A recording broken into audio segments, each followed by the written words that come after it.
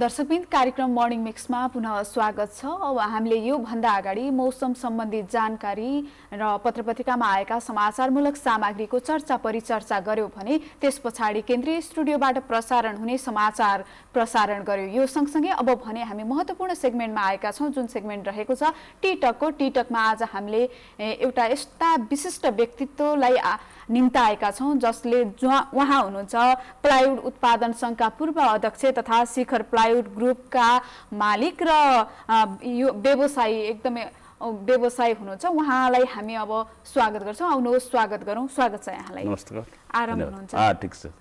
पछिल्लो समय केमा व्यस्त हुनुहुन्छ? कसरी चाहिँ अहिले यो कामहरू अगाडि बढाइराख्नु भएको छ? के छ? अहिले तपाईको कोरोना टाइममा हामीले व्यापारलाई हामीले अगाडि कसरी बढाउने त्यो कुरामा चाहिँ बढी चाहिँ हामीले चाहिँ सोचाइ राखेर तपाईको उद्योगलाई अझ राम्रो गतिले कसरी अगाडि बढाउने, जस्तो अहिले तपाईको प्राय मान्छेका उद्योगहरू अहिले ठप हुने चाहिँ अवस्थामा छ। यो अवस्थामा हामीले आफ्नो उद्योगलाई अगाडि मतलब द्रुत गतिले कसरी लाने भनेर त्यो सोचमा हामीले चाहिँ अहिले गइरहेका छौँ। जस्तो हाम्रो कार्यक्रमको फर्म्याट जस्तो व्यक्तिगत जीवनशैली सकेसम्म हामीले तपाईँले व्यक्ति जहाँ अहिले यो अवस्थासम्म आइपुग्दासम्म के कस्ता अवस्थाहरू पार गर्नुभयो, कसरी चाहिँ यहाँ आउनुभयो भन्ने कुरालाई बढी फोकस बढी तपाईँको व्यक्तिगत जीवनको बारेमा कोट्याउने प्रयास गर्नेछौँ। यो सँगसँगै आज पनि हामी त्यही प्रयासमा छौँ। र बिहान कति बजे उठ्नुहुन्छ, त्यसपछि के गर्नुहुन्छ? बिहान मैले चाहिँ प्राय तपाईँको 5 बजे उठ्छु। 5 बजे उठिसकेपछि तपाईँको 1 घन्टा चाहिँ तपाईको जिम या योगा चाहिँ प्राय मतलब गरिराखेको हुन्छु। तर अहिले तपाईको कोरोनाको टाइममा जिम बन्द छ, त योगा गरिरहेको छु। मर्निङ वाक कहिलेकाहीँ मर्निङ वाक पनि गरिरहेको छु। अहिले बिहान मर्निङ वाक जानुहुन्छ, त्यसपछि आएर के गर्नुहुन्छ? त्यसपछि आएर चाहिँ तपाईको निम्बु पानी खान्छु। त्यसपछि तपाईको 1 घन्टाको चाहिँ स्वाध्याय मैले चाहिँ गर्छु। यसो आनन्द आउँछ? के हुन्छ त्यो स्वाध्याय गर्दाखेरि चाहिँ? स्वाध्याय गर्दाखेरि तपाईको धेरै आनन्द आउँछ, धेरै आनन्द आउँछ। त्यो बेलामा तपाईँको बाहिरको कुरा तपाईँको सबै बिर्सिन्छ। अरू चाहिँ तपाईँको आध्यात्मिक चाहिँ कुरा चाहिँ मनमा चाहिँ आउँछ। त्यो दिनभर चाहिँ फ्रेस हुन्छ त्यसबाट। जस्तो त्यो आध्यात्मिक कुराहरूले चाहिँ यहाँलाई कतिको प्रभाव पार्छ? कतिको चाहिँ आफूलाई सकारात्मक बन्न या के कुरामा डोर्याउन चाहिँ कतिको सहज गर्छ? आध्यात्मिक कुराले तपाईँको थिङ्किङ जुन हुन्छ नि त्यो एकदम पोजिटिभ थिङ्किङ हुन्छ, नेगेटिभ थिङ्किङ हुँदैन। दिनभरि तपाईँको जे कुरामा चाहिँ पोजिटिभ चाहिँ सोच हुन्छ तपाईँको। जस्तो बिहानीको सुरुवात नै दैनिक गर्ने काम, दिउँसोमा गर्ने कामकाजलाई प्रभाव पार्ने गर्छ भनिन्छ। बिहान यहाँलाई चाहिँ कस्तो लाग्छ त्यो चाहिँ? नै त्यो धेरै प्रभाव पार्छ। त्यो कारणले मैले चाहिँ तपाईँको स्वाध्यायको कुरा कहिले पनि छोड्दैन। जति विकट परिस्थितिमा पनि मैले चाहिँ स्वाध्यायको कुरा चाहिँ छोड्दैन। यो स्वाध्याय चाहिँ यहाँलाई चाहिँ एकदमै सहज एनर्जी दिन्छ, एनर्जी दिन्छ, एनर्जी पाइराख्नु भएको छ स्वाध्यायले। जस्तो यहाँले चाहिँ अब म थोरै यहाँका रुचिहरूका विषयमा पनि कुरा गर्ने। जस्तो तपाईँ यो अहिलेसम्म आइपुग्दासम्म सब जस्तो पढाइ बाल्यकालतर्फ थोरै डोर्याउँदाखेरि यहाँको बाल्यकाल कस्तो रह्यो, कहाँ जन्मिनु भयो र अहिले कर्मथलो या यहाँ व्यावसायिक रूपमा यहाँ बसिराख्नु भएको छ, के छ त्यो? बाल्यकालमा कस्तो थियो, म पढाइमा धेरै कमजोर थियो। बाल्यकालमा कमजोर हुँदाखेरि मेरो घरमा पैसा पनि धेरै पैसा थियो त्यो बेलामा। त मेरो कहिले बेग लाग्ने, कहिले तपाईँको फ्याली हुने कुरा त्यस्तो चाहिँ भइराखेको हुन्थ्यो। तर मेरो बुवाले चाहिँ त्यही बाल्यकाल, मेरो बाल्यकाल हुँदाखेरि नै धेरै पैसा चाहिँ जुवामा चाहिँ हारिसकेको। हार्दाखेरि चाहिँ मैले त्यो बेलादेखि चाहिँ मैले चाहिँ अलि सचेत भयो। सचेतना कस्तो आयो कि घरवालाले के भन्यो कि अहिले उसलाई अब पढाइ चाहिँ छुडाएर जागिरतिर चाहिँ लगाउनु पर्ने हुन्छ। त्यो बेलामा मैले मेरो परिवारमा मैले के भनेको, मैले अलि एक मौका अरू दिनु पर्यो। त्यो मौका दिँदाखेरि मैले चाहिँ तपाईँको पढाइको सुरुवात त्यहाँदेखि मैले सुरुवात गर्यो। त्यहाँदेखि सुरुवात गर्दाखेरि पैसा, घरको पैसा सिद्धिसकेको थियो। त्यो बेलामा मैले चाहिँ तपाईँको पहिलो वर्षमै मैले चाहिँ तपाईँको क्लासमा चाहिँ फर्स्ट आयो। त्यसपछि तपाईँको घरमा पैसा नभए फेरि मैले बच्चाहरूलाई पढाएर चाहिँ मैले तपाईँको आफ्नो चाहिँ पढाइ गरेको। त्यसमा जिल्ला टोप पनि धेरैचोटि भइसकेको। अरू त्यसपछि जागिर खाँदा खाँदा तपाईँको व्यापारतिर लाग्यो। व्यापारतिर लागेर फेरि चाहिँ तपाईँको आज 32 वर्ष भयो। व्यापारमा लागेको। यहाँले पढाइमा पहिला चाहिँ म ब्याक लाग्ने अनि फेल हुने पनि थिए र पछि जस्तो कुनै कुरा नपरिकन चाहिँ त्यो प्रभाव नपरिकन चाहिँ मान्छेलाई जिन्दगीमा जबसम्म तपाईँको कठिन समय आउँदैन नि तबसम्म त्यो चाहिँ अगाडि बढ्न चाहिँ गाह्रो हुन्छ। तर त्यो तपाईँको नेगेटिभ कुराबाट जुन छ नि पोजिटिभ कुरा मान्छेले निकाल्यो भनेदेखि चाहिँ मान्छे चाहिँ अगाडि जान्छ। तपाईँ यहाँको जीवनमा पनि त्यही भएको छ? मेरो त्यही भएको थियो। फेरि मैले बच्चादेखि फेरि जबदेखि हाम्रो घरमा पैसा सिद्धियो मैले क्लासमा फर्स्ट आउन सुरु गर्यो तबदेखि मेरो चाहिँ सोचमा कस्तो थियो तपाईँको सोच चेन्ज भयो कि टॉपमा बस्ने बानी भयो कि प्रत्येक जहाँ काम गरे पनि टॉपमा बस्ने बानी भयो। पढ्ने बेलामा फेरि क्लासमा टॉप, जिल्लामा टॉप, अरू तपाईँको फेरि व्यापारमा आयो, फेरि व्यापारमा पनि ठिकै छ मेरो, त्यस्तो नराम्रो। यहाँको जन्म कहाँ भएको थियो? जन्म त यही भएको, यही जन्मिनु भयो, यही हुर्किनु भयो है। जस्तो यहाँ अहिले यहाँ त हाम्रो नेपालगञ्जमा बहुसमुदाय जस्तो विभिन्न धर्म संस्कृतिका आम नागरिकहरू बस्नुहुन्छ, त्यसलाई चाहिँ कसरी लिनुहुन्छ? जस्तो उहाँहरूसँगको सहकार्य कस्तो छ, के छ? यहाँ नेपालगञ्जमा तपाईँको सामुदायिक बिचमा चाहिँ आपसमा चाहिँ मेलमिलाप धेरै राम्रो छ, धेरै राम्रो छ। तपाईँको मैले वीरगञ्ज पनि धेरै वर्ष बस्यो तर त्यहाँ त्यस्तो भएन, तर नेपालगञ्जमा त एकदम धेरै राम्रो छ। बुवाले त्यो जुन जुवामा हार्नुभयो त्यही प्रभाव चाहिँ मलाई पर्दाखेरि अहिले म यहाँसम्म आएँ भन्ने छ। त्यसलाई सम्झिँदाखेरि कसरी सम्झिनुहुन्छ अहिले चाहिँ? नि मेरो जस्तो तपाईँको व्यापारमा यदि कोही मान्छेले अगाडि बढ्ने हो भनेदेखि व्यापारमा होस् या समाजमा होस् उसलाई चाहिँ दुःख परेको हुनुपर्छ। दुःखबाट चाहिँ तपाईँको सुख चाहिँ निकाल्नु पर्ने हुन्छ। यदि मान्छेको अवस्था सधैँ एक जस्तो राम्रै भयो भनेदेखि त्यो मान्छे फेरि अगाडि चाहिँ विकास गर्न सक्दैन। तर बाटोमा चाहिँ अप्ठ्यारो कुराहरू आए फेरि चाहिँ मान्छे चाहिँ तपाईँको अगाडि चाहिँ त्यो अप्ठ्यारो कुराबाट चाहिँ पोजिटिभ कुरा लिएर चाहिँ तपाईँको अगाडि चाहिँ मजाले चाहिँ बढ्न सक्छ। जस्तो म तपाईँको व्यवसाय कुराहरू थोरै पछाडि जोड्नेछु। जस्तो व्यवसाय म अहिले व्यक्तिगतै जीवनका कुरा जस्तो त्यसरी पढिराख्दाखेरि जब अगाडि त ब्याक लाग्यो भन्ने कुरा गर्नुभयो, पछि चाहिँ मलाई एउटा त्यो घटनाले त्यो प्रभावले चाहिँ बुवाको प्रभावले चाहिँ म यहाँ परेँ भन्ने कुरा गर्नुभयो। अनि त्यतिखेर पढिरहेको जस्तो क्लास टप हुँदाखेरि चाहिँ म के बन्छु होला भने जस्तै पछि गएपछि चाहिँ म के बन्छु होला, रुचि मैले तपाईँको हुन्छ नि त रुचिहरू या सपनाहरू, म यस्तो बन्छु है, यो गर्छु अनि के थियो खासमा? मेरो सोच थियो तपाईँको लेक्चरर बन्ने सोच थियो। तर मैले तपाईँको जागिर गर्ने बेलामा एउटा अवस्था यस्तो भयो तपाईँको काठमाडौँमै कि जुन मान्छेसँग जागिर गर्थ्यो उसको व्यापारलाई चाहिँ मैले धेरै फस्टाइदिएको। तर त्यो मान्छेले हरेक दिन मलाई चाहिँ हेला गर्थ्यो। हेला गर्ने बेलामा उसले के भन्थ्यो कि तिमीले केही पनि गर्न सक्दैन।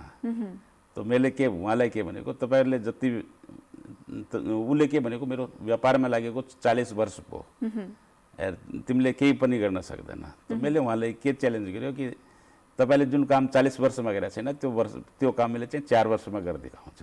त्यसपछि मैले चाहिँ आफ्नो व्यापारतिर चाहिँ हाम्रो फ्यामिलीमा टर्निङ पोइन्ट भयो। मेरो जिन्दगीमा दुईवटा चाहिँ टर्निङ पोइन्ट आएको छ तपाईँको। त्यसरी पढाइ सँगसँगै किशोरावस्थामा आइसक्दाखेरि किशोरावस्थालाई कसरी सम्झिनुहुन्छ यहाँले? त्यति बेला के कस्ता क्रियाकलापहरू गर्नुभयो, पढाइमा के कस्ता सङ्घर्ष गर्नुभयो, के भयो यहाँको?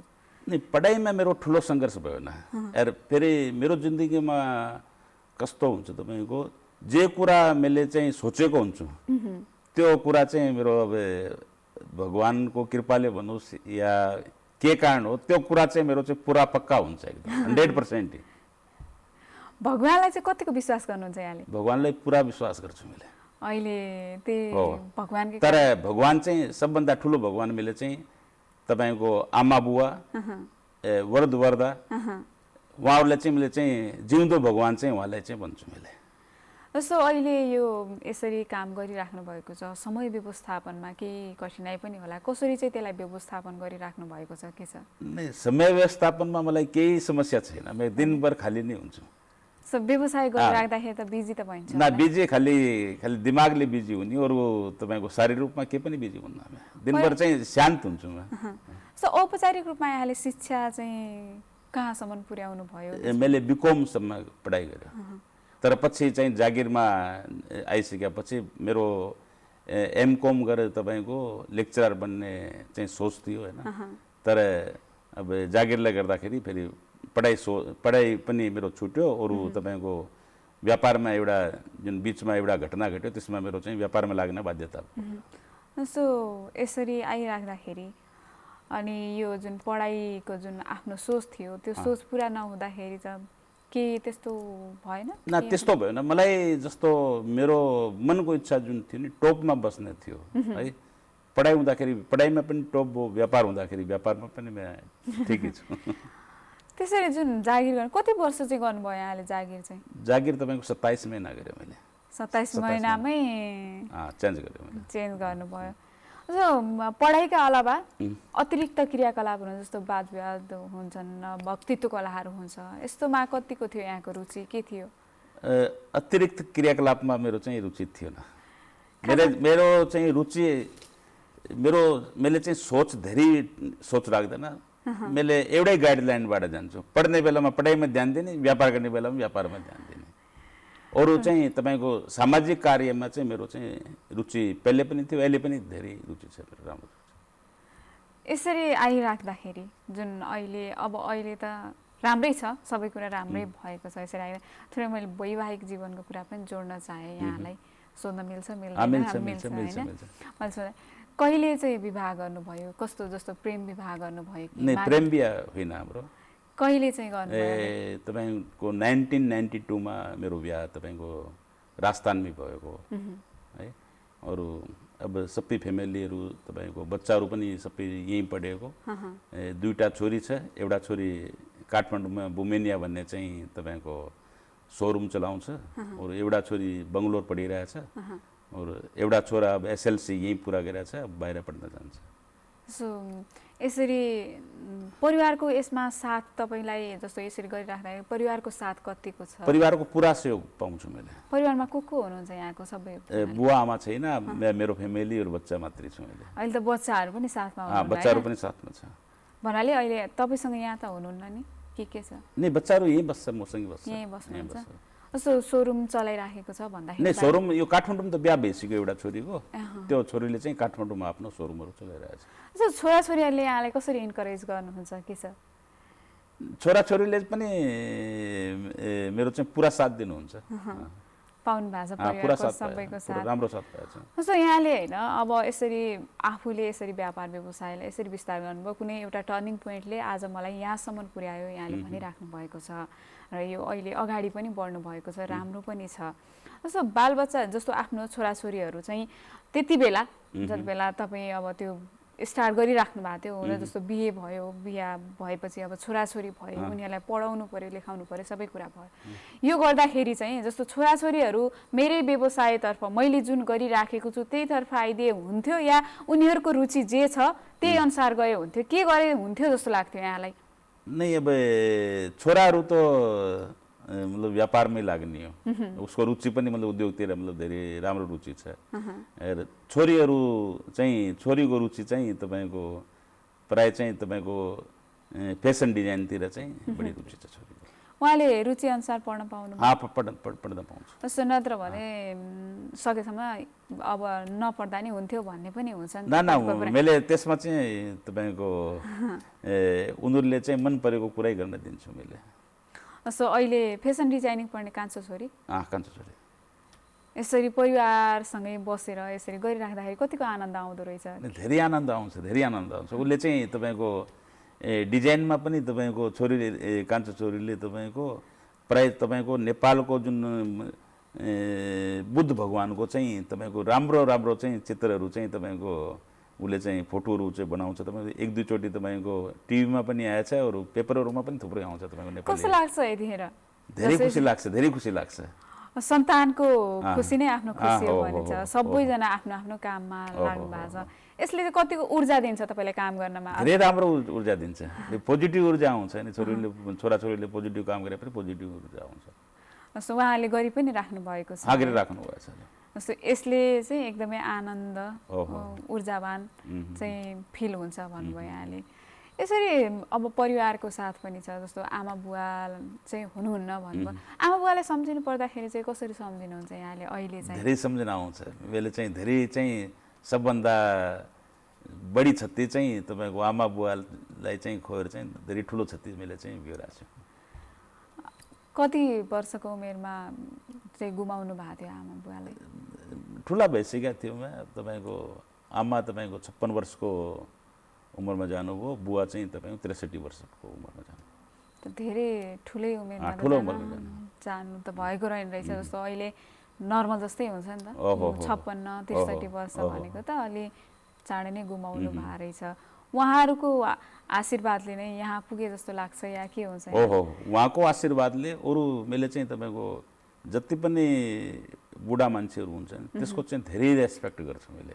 उनीहरूको कुरा मैले चाहिँ टार्नै सक्दैन। बुढा मान्छेहरूको धेरै रेस्पेक्ट गर्छु मैले। जस्तो यहाँ समाजसेवातर्फ पनि अलि बढी आकर्षित हुनुहुन्छ भनेर पनि सुनिएको छ, के छ त्यसमा? कतिको गरिराख्नु भएको छ? समाजसेवामा मैले चाहिँ बढी माया चाहिँ तपाईँको वृद्धहरूलाई चाहिँ बढी माया गर्छु मैले। अरू जस्तो मेरो आफ्नै कामदारहरू तपाईँको अन्दाजी 600-700 जना कामदार छ फ्याक्ट्रीमा होइन, उनीहरूलाई पनि दुःख परेको बेलामा मैले चाहिँ तपाईँको सहयोग चाहिँ तपाईँको गरेकै हुन्छु। किनकि सबभन्दा चाहिँ नजिकका मान्छेहरू मेरो हात खुट्टा भनेको हाम्रो फ्याक्ट्रीको कामदार र मेरो फ्याक्ट्रीको स्टाफहरू हो। त सबभन्दा बढी माया चाहिँ मैले चाहिँ उहाँहरूलाई चाहिँ फर्स्टमा चाहिँ उहाँहरूलाई गर्छु। सेकेन्डमा अब सिटी नेपालगञ्जभरिमा पनि कोही आउँछ त्यस्तो दुःख परेको मान्छेलाई चाहिँ सहयोग गर्छु। सो कस्ता कस्ता व्यक्तिहरूलाई चाहिँ मैले जस्तो तपाईँले सहयोग गरिराख्दाखेरि एकदमै आनन्द फिल भएको त्यो सम्झना छ? मैले तपाईँको प्राय चाहिँ किडनी फेल भएको मान्छेलाई चाहिँ बढी चाहिँ सहयोग गर्न चाहिँ मेरो चाहिँ मनको इच्छा हुन्छ। किनकि मेरो बुवा चाहिँ तपाईँको 3 वर्षसम्म चाहिँ किडनी खराब भएर तपाईँको बस्नु भएको थियो, धेरै दुःख पाउनु भएको थियो। त त्यस्तो मान्छेले चाहिँ बढी सहयोग मैले चाहिँ गर्छु। अहिले गरिरहेको छु।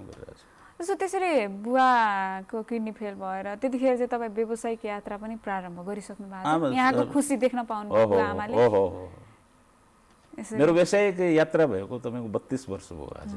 लामो समय। यो लामो यो अवधिलाई सम्झिराख्दाखेरि कसरी सम्झिनुहुन्छ? जुन यो 32 वर्ष यात्रामा थोरै म अब व्यावसायिक तपाईँको व्यावसायिक यात्रातर्फ लागे, यो लामो यात्रालाई सम्झिनु पर्दाखेरि कसरी सम्झिनुहुन्छ यहाँले?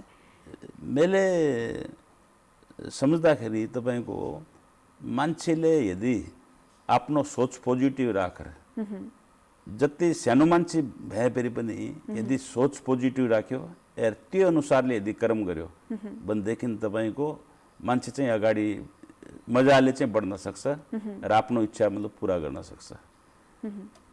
सो यसरी जुन अहिले यो यात्रासम्म आइसक्दाखेरि चुनौतीहरू पनि भयो, थुप्रै सङ्घर्ष पनि गर्नुभयो। जस्तो विभिन्न 3-4वटा टर्निङ पोइन्टले चाहिँ म यहाँसम्म आइपुगेको हो भन्ने कुरा नि गर्नुभयो। जस्तो ती टर्निङ पोइन्टहरू भन्न मिल्छ, सम्झिन सकिन्छ के छ? टर्निङ पोइन्ट त एउटा त पढाइको भयो, एउटा चाहिँ हाम्रो घरको पैसा सिद्धिएको भयो, और तेस्रो तपाईँको 3-4 चोटि टर्निङ पोइन्ट अरू पनि आएको थियो तपाईँको। सुनौ न। जस्तो तपाईँको एउटा नेपाल र भारतको जुन टिटी टुट्या थियो नि, त्यो बेलामा धेरै चाहिँ तपाईँको व्यापारीहरू तपाईँको पलायन भएको थियो है। तर त्यो बेलामा हाम्रो सोच के आयो तपाईँको, मान्छेले खानलाई पनि चाहिन्छ, लगाउनलाई पनि चाहिन्छ। व्यापार जुन फस्ट्याउँछ नि, यदि स्थिति सामान्य स्थितिमा तपाईँको व्यापार राम्रो फस्ट्याउँदैन, असामान्य स्थितिमै व्यापार चाहिँ राम्रो फस्ट्याउने हो। किनकि त्यो बेलामा कम्पिटिटर धेरै कम हुन्छ। कम्पिटिटर कम भएको कारणले यदि मान्छेले आफ्नो अलिकति पोजिटिभ थिङ्क राखेर यदि काम गरे फेरि उसलाई चाहिँ एकदम चाहिँ राम्रो हुन्छ तपाईँको। जस्तो टिटी टुट्यो त्यो बेलामा तपाईँको नेपाल हदराज्यभरिमै 6 महिनासम्म त तपाईँको अरू कसले माल मगाउने आँट गर्यो न। त्यो बेला भारतबाट सामान आउँथ्यो, त्यो 6 महिनासम्म त हाम्रै माल बिक्री भयो तपाईँको। हामीले चाहिँ तपाईँको भारतबाट सामान मगाएर त्यो बेलामा बिक्री गर्यो। अर्को तपाईँको माओवादी द्वन्द्वकालमा पनि तपाईँको धेरै उद्योगपतिहरू चाहिँ तपाईँको विस्थापित भयो। त्यो बेलामा पनि हामीले तपाईँको उद्योगलाई कसरी मतलब राम्रो लिएर जाने त्यो त्यसैमा हामीले लाग्यो। त्यो बेलामा पनि उद्योगहरू पनि हामीले मसिनहरू पनि विस्तार गर्यो। त्यो बेलामा पनि काम गर्दाखेरि हामीले चाहिँ राम्रै भयो। अहिले भर्खर कोरोना कालमा पनि तपाईँको धेरै मान्छेको चाहिँ तपाईँको व्यवसाय तपाईँको धराशायी हुन गइरहेको बेलामा यो बेलामा पनि हामीले जस्तो तपाईँको 4 महिनासम्म तपाईँको 45 दिनसम्म त घरमै बस्यो। घरमा बस्दाखेरि पनि खालि हामीले के सोच लियो कि अब अगाडि व्यवसाय कसरी लिएर जाने, यसले त मतलब तपाईँको व्यवसाय बन्द हुन जस्तो अवस्था चाहिँ हुन लागेको। त्यो बेलामा पनि हामीले तपाईँको नयाँ सोचले तपाईँको नयाँ मसिन अर्डर गर्ने, कस्ट अफ प्रोडक्सन हामीले कसरी कम गर्ने, वेस्टेज कसरी बचाउने, त्यो कुरामा ध्यान दियो र हामीले नयाँ मसिन पनि मगायो, त्यसको हामीलाई बेनिफिट पनि भइरहेछ। मसिन मगायो भन्दा बाहिरबाट मगाउनु भयो? विदेशबाट। अनि कसरी आयो त नि यो यस्तो समयमा चाहिँ त्यो मसिनहरू त तपाईँको म्याक्सिमम मसिनहरू चाइनाबाट मगाएको हो। त्यो चाइनाको चाहिँ तपाईँको उद्योगहरू खुल्ला थियो, त्यो आएर हाम्रो स्टार्ट पनि भइसक्यो। तपाईँको त्यसको राम्रो बेनिफिट पनि पायो। जस्तो व्यवसायहरू त थुप्रै व्यवसायहरू छन्, जस्तो धेरै गरिराखेको छ। अहिले चाहिँ प्लाईको व्यवसाय नै गर्छु भनेर चाहिँ कसरी त्यति बेला चाहिँ कसरी त्यो दिमागमा आयो, के भयो? नै सुरुवातमा मैले जागिर जुन खाएको थियो त्यो प्लाइवुड पसलमै खाएको। त्यो कारणले मैले प्लाइवुडको कुरा चाहिँ सबै कुरा सिक्यो। पसल गर्दा गर्दा फेरि तपाईँको उद्योगतिर लाग्यो, उद्योगमा पनि राम्रो भयो। तर यसले सोच मेरो कस्तो भइरहेछ तपाईँको, जस्तो हाम्रो जुन उद्योगमा जुन र मेटेरियलहरू जुन आइरहेछ नि, त्यो र मेटेरियल प्रायः तपाईँको भारतबाट आइराखेको छ। भारतबाट आइरहेछ, भियतनाम, तपाईँको चाइना, अरू पनि धेरै थुप्रै कन्ट्रीहरूबाट आइरहेछ। त्यसमा जुन मुख्य कच्चा पदार्थ जुन हुन्छ नि, त्यो तपाईँको कोर भेनियर भन्छ त्यसलाई, त्यो चाहिँ तपाईँको युक्लिप्टस र पपुलरको बिरुवाबाट चाहिँ बन्ने हो। त्यो बिरुवा तपाईँको भारतमा किसानले खेती सरै लगाइरहेछ, तर नेपालमा त्यो प्रचलन अहिले छैन। नेपालमा लगाउन सकिँदैन त्यसलाई? नि लगाउन सकिन्छ, तर सरकारी नीतिले अलिक बाधा गरिरहेछ। पहिले भन्दा त अहिले ठिक गरिरहेछ, तर फेरि पनि अलि बाधा छ। तपाईँको भारतमा के गरिदिएछ, तपाईँको यो वन जङ्गलमा नयाँ भएको बिरुवाले कृषि उपजमा राखिदिएछ।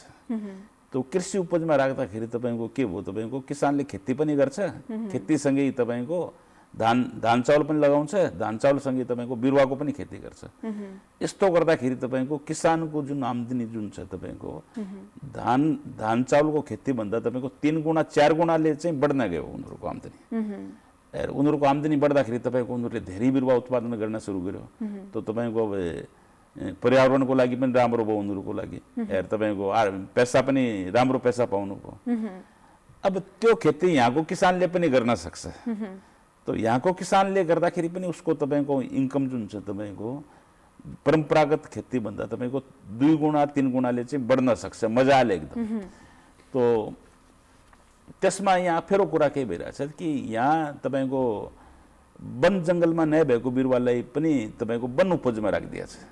वन उपजमा राख्दाखेरि के हो, तपाईँको यो बिरुवाको कटान गर्दाखेरि तपाईँको वन कार्यले धाउनु पर्यो, छुटपुर्जी लिनु पर्यो, धेरै झमेला छ। कटिङ गर्दाखेरि धेरै झमेला छ।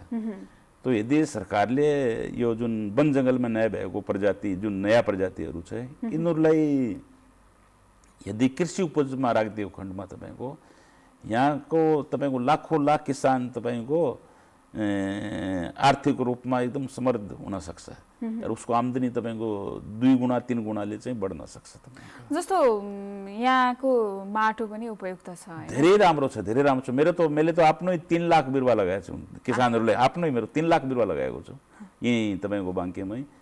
धेरै किसानहरू उत्साहित छ लगाउनलाई, थुप्रै लगाएको पनि छ, तर त्यो पर्सेन्टेज धेरै कम हो।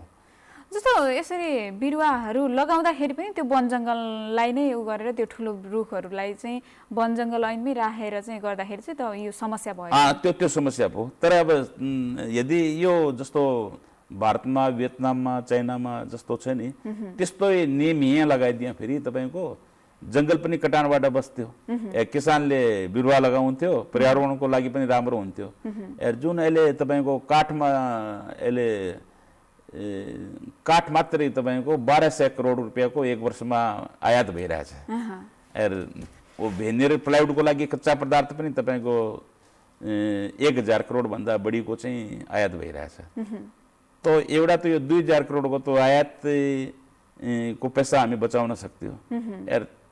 दोस्रो कुरा अलिकति प्राइस यहाँ काठको कम भएको खण्डमा तपाईँको यहाँबाट तपाईँको 10 वर्षभित्रमै तपाईँको 4-5 हजार करोडको चाहिँ एक्सपोर्ट पनि गर्न सकिन्थ्यो। मतलब यत्रो ठुलो सम्भावना छ यसको। तर सरकारले यो कुरामा चाहिँ सरकारको ध्यान पुगिराखेको छैन। हामीले धेरैचोटि यसको लागि पहल पनि गर्यो, तर यो सुनवाई भएका छैन अहिलेसम्म। जस्तो यो आफ्नै बिरुवाहरू जस्तो आफ्नो खेतमा लगाउँदाखेरि त एकदमै सहज हुन्थ्यो नि, एकदम सहज हुन्थ्यो गरिदिएको भए त। जस्तो तपाईँले लगाएको पनि छु मैले पनि, त्यसको लागि पनि अब फेरि तपाईँले त्यो रुखहरू काट्नु पर्यो भने त्यहीँ जानुपर्छ। सरकारको अहिले तपाईँको बाँके जस्तो यो 23 प्रजातिको सरकारले कटानको लागि फेरि पनि गरिदिएको छ, ऐनमा पनि आइसकेको छ, तर यो जिल्लाहरूमा चाहिँ क्रियान्वयन चाहिँ भएको छैन। तर अस्ति हाम्रो डिएफओ साहबसँग मिटिङ थियो, त्यसमा चाहिँ बाँकेलाई चाहिँ यो 23 प्रजातिको बिरुवालाई चाहिँ हामी कटानमा कुनै पनि रोकटोक गर्दैन। किसानहरूले आफ्नो खेतबारीमा लागेको बिरुवाहरू 23 प्रजातिको बिरुवाहरू चाहिँ कटान गरेर उद्योगसम्म या बजारसम्म लान पाउँछ भनेर चाहिँ बिरुवाहरू भन्न सकिन्छ। जस्तो 23 भन्न नसकिन्छ। 23 प्रजातिमा तपाईँको आम भो, यो लोकल सेसम भो, पपुलर भो, युक्लिप्टिस भो, यस्तै मतलब तपाईँको 23 प्रजाति। जस्तो यो पपुलरको बिरुवा यो काठबाट अनि आँपको काठबाट, यिनीहरूको काठबाट कस्ता कस्ता बनाउन सकिन्छ फर्निचरका? फर्निचर जुनसुकै फर्निचर बनाउन सकिन्छ, एकदम सहज हुन्छ। फेरि यो जस्तो यो काठ जुन छ नि, यो काठ जङ्गलमा एकदम न्यून मात्रामा छ, त्यो कारणले यो सरकारले 23 प्रजाति फेरि गरेको। तर यो काठबाट तपाईँको यदि सिजनिङ गरेर हामीले कुनै पनि सामान उत्पादन गर्छौँ नि, त्यो सालभन्दा पनि बलियो हुन्छ। फेरि जस्तो सिसमको कुरा गर्नु, त्यो त अझ आफैमा पनि बलियो एकदमै। त्यसबाट चाहिँ कस्ता प्रकारका बनाउन सकिन्छ फर्निचरहरू? फर्निचरहरू जुनसुकै प्रकारका चाहिँ फर्निचरहरू बनाउन सकिन्छ। त्यसबाट ट्रिटमेन्ट गर्नुपर्ने हुन्छ, ट्रिटमेन्ट और सिजनिङ गर्नुपर्ने हुन्छ होइन। सिजनिङ गरिसकेपछि तपाईँको यो फर्निचरहरू राम्रो फर्निचर बनाउँछ। कसरी गर्न सकिन्छ त्यो केही भन्न सकिन्छ? त्यो ट्रिटमेन्ट एन्ड सिजनिङ चाहिँ यो ट्रिटमेन्ट और सिजनिङ यसले तपाईँको कस्तो भयो, तपाईँको पहिले चलन कस्तो थियो, तपाईँको फर्निचरमा राम्रो काठ उपयोग गर्ने। तर राम्रो काठको लागि रुख चाहिँ तपाईँको कम्तीमा 50 वर्ष 75 वर्ष 100 वर्षको रुख हुनुपर्छ होइन। तर अहिले नयाँ शैली के हो, तपाईँको रुख जुन छ तपाईँको 5-6 वर्षमा तयारी हुने चाहिँ रुखबाट कसरी राम्रो फर्निचर बनाउने। तो यो अहिले तपाईँको ल्यारे पिपल, तपाईँको युक्लिप्टिस, मिलिया दुबिया, यो लोकल सिसम या आँप, यो सबै तपाईँको 5-6 वर्षमा चाहिँ तपाईँको यो प्राय रुखहरू 5-6 वर्षमा चाहिँ तयारी हुन्छ। तपाईँको सिसम त हुँदैन, तर यो तपाईँको ल्यारे पिपल र यो युक्लिप्टस तयारी हुन्छ। त्यो यो काठलाई तपाईँको चिरान मसिनबाट चिरान गरिसकेपछि हामीले सिजनिङ चेम्बरमा कस्तो हुन्छ, तपाईँको स्टिम हुन्छ और एयर चलेको हुन्छ। सिजनिङ चेम्बरमा सिजनिङ गरिसकेपछि ट्रिटमेन्ट गर्ने, ट्रिटमेन्ट गरिसकेपछि त्यसमा किडा घमिराहरू केही लाग्दैन। फेरि त्यसबाट बनाएको फर्निचर तपाईँको 50 वर्षको सालको रुखको जुन काठ हुन्छ नि, त्यतिको बलियो तपाईँको यो 5-6 वर्षमा उम्रेको काठको पनि फर्निचरको पनि कति वर्षसम्म टिक्छ? वर्ष टिक्छ। त्यो फेरि वर्ष ट्रिटमेन्ट गरिसकेपछि वर्ष टिक्छ। तपाईँको कतिको खर्चिलो छ त्यो चाहिँ? यानी धेरै खर्चिलो छैन। यो तपाईँको यो रुखको खेती हामीले गर्यो, यो कुकाठको जुन मैले भनिरहेको छु, यो खेती गर्दाखेरि हाम्रो जुन पुराना जङ्गलहरू छ त्यो सबै बचाउन सकिन्छ। किनकि पुरानो जङ्गलमा तपाईँको सालको रुख लगाउँदाखेरि तपाईँको कम्तीमा 50-60 वर्ष चाहिन्छ। अब यो रुख त 5-6 वर्षमा तयारी हुने हो। फेरि एकचोटि हामीले रुख काट्यो नि, त्यसैबाट तपाईँको 2 चोटि फेरि त्यसैबाट आउने हो। तपाईँको यो जुन अहिले लगाए ल्यारे पिपल र यो जुन युक्लिप्टिस मैले भनिरहेको छु, त्यो रुख तपाईँको 3 चोटि चाहिँ काट्न सकिन्छ। त्यो फेरि काट्ने बित्तिकै फेरि आउँछ तपाईँको। जस्तो पहिलो रुख हामीले 6 वर्षमा काट्ने, अलिकति 1 फुट जति छोटो काट्या फेरि त्यसबाट फेरि आउने हो। ओभर टाइम चाहिँ तपाईँ 5 वर्ष लाग्ने हो। त्यो जस्तो 6 वर्षमा काट्दाखेरि त्यो फेरि त्यही अवस्थामा तयार हुन कति वर्ष लाग्ने भयो? त्यसलाई 5 वर्ष, 1 वर्ष कम लाग्छ। फेरि अझ छिटो बढ्छ हो। उहाँहरूले एकदमै त्यो गर्न सक्यो र नीति नियमहरू राम्रो भयो, सहज भयो भने त एकदमै सहज रहेछ नि त। यो एकदम सहज पनि छ। फेरि यसमा तपाईँको सरकारले केही लगानी पनि गर्नु पर्दैन। यदि जस्तो किसानले त धान चाउलको त खेती गरिराखेको हुन्छ नि, तो किसानले धान चाउल किन लगाउँछ? लगाउने कारण के हो कि उसलाई त्यसैमै फाइदा बढी देखेको छ, त्यो भएर उसले धान चाउल लगाउँछ। यदि उसलाई रुखमा फाइदा बढी लाग्यो भने भोलि रुख लगाउँछ। तर सरकारले नीति नियम अलि सहज गरिदियो खण्डमा तपाईँको जस्तो भारतको किसानहरू सबै मालामाल छ। तर यहाँ अब तपाईँको नेपाल कृषि प्रधान देश हुँदा हुँदै पनि बिचरा किसान चाहिँ सबभन्दा पीडित चाहिँ यहाँका किसानहरू छ। फेरि आयात गर्नुपर्ने, आयात खाद्यान्न पनि आयात भइरहेछ, तपाईँको यो काठहरू पनि आयात भइरहेछ। त किसान गरिब, यो जुन तपाईँको किसानले यदि खेती गर्न सुरु गर्यो भनेदेखि त तपाईँको यहाँबाट जुन पैसा विदेश गइरहेछ त्यो त गरिब मान्छेको हातमा आयो नि सबै। त मेरो भनाइ पनि के हो, अहिले तपाईँको देशलाई द्रुत गतिमा अगाडि यदि बढाउनुहुन्छ सरकारले चाहनुहुन्छ भनेदेखि तपाईँको यो दुईटा बिरुवालाई तपाईँको युक्लिप्टस र लेरेफिपलाई कृषि उपजमा राखिदियो खण्डमा किसानहरूले चाहिँ धेरै ठुलो चाहिँ टेवा पुग्छ। अहिले त्यो जस्तो 23 प्रजातिमा पर्यो है, 23 प्रजातिमै पर्यो। त सरकारले निर्णय पनि गरिसकेको छ, तर यो क्रियान्वयन भएको छैन। अहिले कार्यान्वयन नहुनुको कारण चाहिँ के रहेछ, के लाग्छ यहाँलाई चाहिँ? नहुनेको कारण जस्तो अलिअलि तपाईँको यो कर्मचारीले खर्च पाउँछ, जस्तो कारखानादेश लियो, छुटपुर्जी लियो, त्यो मुख्य कारण मैले त त्यही देखिरहेको, अरू त कुनै अप्ठ्यारो छैन त्यसमा। सो यसरी अब व्यवसायलाई अगाडि बढाइराख्नु भएको छ, अघि बढ्नु पनि भएको छ, जुन शिखर प्लाईको नामले चिनिनु भएको छ, यहाँको अहिले उचाइ पुर्याएको छ त्यो शिखर प्लाई। यो शिखर नै नाम राख्छु भनेर चाहिँ कसरी जुराउनु भयो, कसरी रह्यो यो? यो शिखर भन्नाले जुन हाम्रो सागरमाता जुन छ नि, सागरमाता त हाम्रो विश्वभरकै मतलब उचाइमा आउँछ होइन। त मेरो सोच पनि हरेक दिन मतलब तपाईँको माथि नै सोच हुन्छ होइन। त्यो सोचको आधारमा मैले चाहिँ शिखर नाम राखेँ। आफै जुराउनु भएको? आफै जुराएको। राम्रो नाम पनि छ आफैमा होइन, शिखर भनेको। सर यसरी जस्तो 700 भन्दा बढी मेरो उसमा कम्पनीमा कर्मचारीहरू पनि छ, मेरो उद्योगमा कर्मचारीहरू। यहाँले सुरुमा उद्योग स्टार्ट गर्दाखेरि कतिमा स्टार्ट गर्नु भएको थियो, के थियो? सुरुवातमा स्टार्ट गर्दाखेरि 30-40 जना थियो मेरो औद्योगिक क्षेत्रमा उद्योग थियो। सुरुवातमा सिक उद्योग किनेर मैले चाहिँ तपाईँको उद्योगको सुरुवात गरेको। सुरुवातमा 40-50 जना जति कर्मचारी, कामदार कर्मचारी। कति लगानीमा चाहिँ स्टार्ट गर्नुभएको थियो त्यति बेला? सुरुवातमा तपाईँको 1 करोड रुपियाँ लगानीमा चाहिँ स्टार्ट गरेको। जस्तो अहिले त अब ठुलो भइसकेको छ, एकदमै धेरै भइसकेको छ होइन। अहिले जस्तो त्यो कर्मचारीहरू जुन 700 को हालमा कर्मचारी हुँदाखेरि उहाँहरूलाई व्यवस्थापन कसरी गरिराख्नु भएको छ? उहाँहरू सन्तुष्ट हुनुहुन्छ या के छ, कस्तो छ? सन्तुष्टि छ, किनकि अब हाम्रो तपाईँको 700 कामदार कर्मचारी हुँदाखेरि पनि जस्तो प्राय उद्योगहरूमा तपाईँको युनियनहरू हुन्छ है। तर युनियन कस्ता हुन्छ, राजनीतिक पार्टीका युनियनहरू हुन्छ है। तर हाम्रो उद्योगमा तपाईँको राजनीतिक पार्टीको त युनियन छैन। तर हाम्रो उद्योगमा तपाईँको विश्वभरिको चाहिँ उत्कृष्ट युनियन चाहिँ हाम्रो उद्योगमा चाहिँ छ। यो कस्तो हो, तपाईँको एउटा कोही पनि कामदार या कर्मचारीलाई जस्तो मानुस उद्योगमा केही चोटपटक लाग्यो भनेदेखि त उद्योगपतिले चाहिँ उसको इलाज गरिदिन्छ है। तर हाम्रो युनियन कस्तो हो, तपाईँको कोही कामदार कर्मचारीलाई बाहिरै उसको घर परिवारमै केही समस्या आयो, कसैको मानौँ छोराको खुट्टै भाँच्यो है, उसलाई खर्च मानौँ 50,000 60,000 खर्च लाग्ने भयो भनेदेखि एउटा सानो कामदारले त एकदम गाह्रो हुन्छ 50-60 हजार रुपियाँ जुडाउनलाई होइन। त त्यसमा हाम्रो कस्तो सिस्टम छ कि तपाईँको कामदारले पनि तपाईँको अलिअलि हिस्सा दिन्छ, कर्मचारीले पनि दिन्छ, त्यसमा हामीले पनि थप गरेर उसको चाहिँ तपाईँको जुन अप्ठ्यारो परेको हुन्छ त्यो हामी चाहिँ टारिदिन्छौँ। यो तपाईँको वर्षभरिमा तपाईँको धेरै चाहिँ कामदार कर्मचारीको यस्तो चाहिँ सहयोग चाहिँ भइराखेको हुन्छ। त्यही त अब थोरै पनि छैन नि त, 700 भनेको नटजोक धेरै नै हो नि। ती कर्मचारीहरूलाई व्यवस्थापनमा चाहिँ कतिको कठिनाइ हुन्छ या के छैन। मेरो परिवार जस्तो एकदम कुनै गाह्रो छैन। यहीँको हुनुहुन्छ कि बाहिरको पनि हुनुहुन्छ, के छ त्यहाँ चाहिँ? तपाईँको 98% त यहीँको लोकली हो। लोकललाई नै लोकली हो।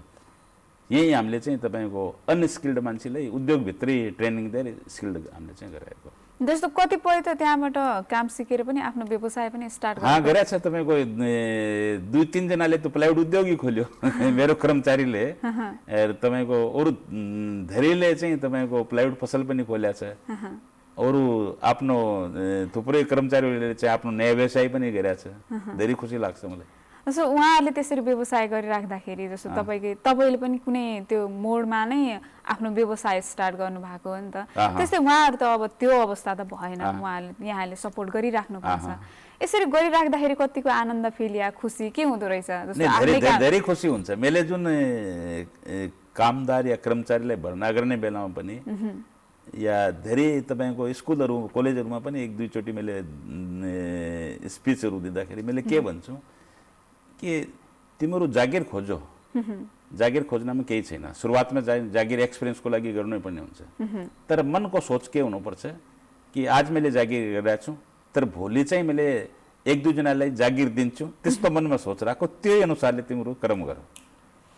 अझ यो अहिले पछिल्लो समय त अलि विश्वलाई नै थिलो थिलो बनाइसकेको छ यो कोरोना महामारीले।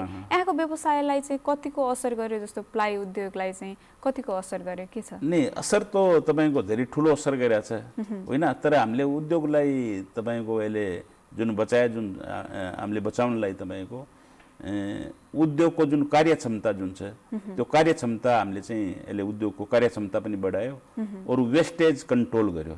त्यो वेस्टेज कन्ट्रोल हाम्रो चाहिँ मतलब तपाईँको हातको कुरा हुन्छ, त्यसमा हामीले चाहिँ नयाँ मसिनहरू चाहिँ थप गर्यो, वेस्टेज कन्ट्रोल गर्यो, अरू प्रोडक्सन जुन छ त्यो प्रोडक्सन हामीले चाहिँ हाई प्रोडक्सन गर्यो, नयाँ मसिन नयाँ प्रविधिका मसिनहरू ल्याएर तपाईँको जस्तो 8 घन्टामा जति प्रोडक्सन हुनुपर्ने त्योभन्दा चाहिँ तपाईँको 25% 30% ओज बढ्ने गरी हामीले चाहिँ प्रोडक्सन गर्यो। त्यो कारणले हाम्रो चाहिँ हामीले चाहिँ उद्योग बचायो, नत्र तपाईँको यो कोरोनाको परिस्थितिमा उद्योग बचाउन चाहिँ धेरै गाह्रो थियो। अहिले जस्तो यहाँ पढ्न त व्यवस्थापनतिरै पढेर पनि अझ सहज भयो होला व्यवस्थापकीय गर्न चाहिँ। जस्तो कतिपय उद्योगमा काम गर्ने कामदारहरूले यो कोरोना महामारीको बीचमा थुप्रैले रोजगारी गुमाउनु भएको छ, यहाँकोमा त यो अवस्था रहेन होला नि? मैले चाहिँ थप रोजगारी चाहिँ सृजना गर्यो, मैले थप रोजगारी सृजना गर्यो। कम्तीमा तपाईँको यो कोरोनाको बीचमा मैले 100 जना भन्दा बढी चाहिँ तपाईँको रोजगारी चाहिँ मैले थप चाहिँ रोजगारी दिएको छु। कति राम्रो कुरा। जस्तो रोजगारी गुमाएका धेरैले गुमाइराख्नु भएको छ, धेरै उद्योगहरूले चाहिँ गुमायो, उहाँहरू निकालिएका छन् होइन, यहाँले झन् राख्नुभयो, रोजगारी दिनुभयो, यो आफैमा एकदमै ठुलो कुरा हो। अब रोजगारी के दिने हो खास जस्तो आज मेरो सोच के हो तपाईँको कामदारले काम गरे फेरि मैले खाना पाउने, उनीहरूलाई मैले रोजगारी दिए होइन, उनीहरूले चाहिँ मेरो चाहिँ पेट पालिरहेको छ। यो सोच सबैको भयो भने त एकदमै सहज हुन्थ्यो होइन। यस्तो सोच भएको एकदमै कम मात्रै भेटिनुहुन्छ होइन। जस्तो तपाईँले नि उनीहरूले नै गर्दा म यहाँसम्म र मैले खाना पाइरहेको छु भने, तर कतिपयको सोच कामदार नै हो, म मालिक नै हो भन्ने पनि छ नि त कतिपय। अब हामी कार्यक्रमको अन्तिमतिर आइराखेका छौँ र अन्तिममा तपाईँलाई म एउटा मात्र प्रश्न गर्छु। जस्तो यसरी सङ्घर्षपूर्ण जीवन नै छ यहाँको, जस्तो यो जीवनलाई बुझ्दाखेरि जीवन के रहेछ, आखिर कसरी चाहिँ व्यतीत गर्दाखेरि ठिक हुँदो रहेछ या के रहेछ, जीवनलाई चाहिँ कसरी बुझ्न सकिँदो रहेछ, के रहेछ? जीवनमा यदि कोही नेगेटिभ कुरा आउँछ नि त्यो कुराबाट दुखित नै भएर त्यसलाई हामीले चाहिँ पोजिटिभमा कसरी परिवर्तन गर्ने, त्यो यदि हामीले मान्छेले सोच राख्छ भनेदेखि त्यो मान्छे कहिले पनि दुखी हुँदैन अरू नेगेटिभबाट चाहिँ उसले पोजिटिभ तिर चाहिँ फर्किहाल्छ। फर्केर तपाईँको जुन नेगेटिभबाट जुन घाटा बेर्न पर्ने हो त्यो घाटा नयाँ भएर उसलाई चाहिँ ठुलो चाहिँ मुनाफा हुन्छ यदि उसले चाहिँ सोच चाहिँ पोजिटिभमा चाहिँ आफ्नो चेन्ज गर्यो भनेदेखि। हस्, व्यस्त समयका बावजुद पनि हामीलाई अमूल्य समय उपलब्ध गराएर आफ्नो व्यावसायिक यात्रा, व्यवसाय, आफ्ना व्यक्तिगत जीवनका कुरा यहाँ राख्ने समय मौका उपलब्ध गराइदिनु भयो, यहाँलाई धेरै धेरै धन्यवाद। तपाईँलाई पनि एनटिभीलाई पनि पुरा टिमलाई पनि मैले धन्यवाद दिन चाहन्छु। तपाईँले आफ्नो समय चाहिँ मेरो लागि चाहिँ बचाएर मेरो कुरा राख्न मौका दिनुभएकोमा धेरै धेरै धन्यवाद। दर्शकबिन, अब भने हामी कार्यक्रमको अन्तिमतिर आइसकेका छौँ। यो भन्दा अगाडि सबैभन्दा अगाडि हामीले कार्यक्रम मर्निङ मिक्समा मौसम सम्बन्धी जानकारी दियौँ, पत्रपत्रिकामा आएका समाचारमूलक सामग्रीको चर्चा परिचर्चा पनि गऱ्यौँ। त्यसपछि केन्द्रीय स्टुडियोबाट प्रसारण भएको 7 बजेको समाचार पनि यहाँलाई हामीले प्रसारण गऱ्यौँ। त्यो सँगसँगै महत्त्वपूर्ण सेगमेन्ट टी टकमा हामीले आज एकजना विशिष्ट व्यक्तित्व जो समाजमा योगदान पुर्याउनु भएको, धेरै कर्मचारी धेरै कामदारहरूलाई काम दिएर उहाँहरूलाई स्वरोजगार बनाउनु भएको व्यक्तित्व शिखर प्लाइवुडका मालिक तथा प्लाइवुड उत्पादक संघका पूर्व अध्यक्ष एवं सफल व्यवसायी चम्पालाल बोथारासँग कुराकानी गर्यौं र उहाँका व्यक्तिगत जीवनका बारेमा केही थोरै हिस्सा भए पनि हामीले निकाल्ने खोतल्ने प्रयास गर्यौं। यो सँगसँगै अब भने कार्यक्रम मर्निङ मिक्सको समय सकिएको छ। यहाँले यति बेलासम्म हेरिदिनु भयो, यहाँलाई धेरै धेरै धन्यवाद। कार्यक्रम कस्तो लाग्यो, जस्तो लाग्यो त्यस्तै प्रतिक्रिया दिनुहोला। यहाँको दिन शुभ रहोस्। नमस्कार।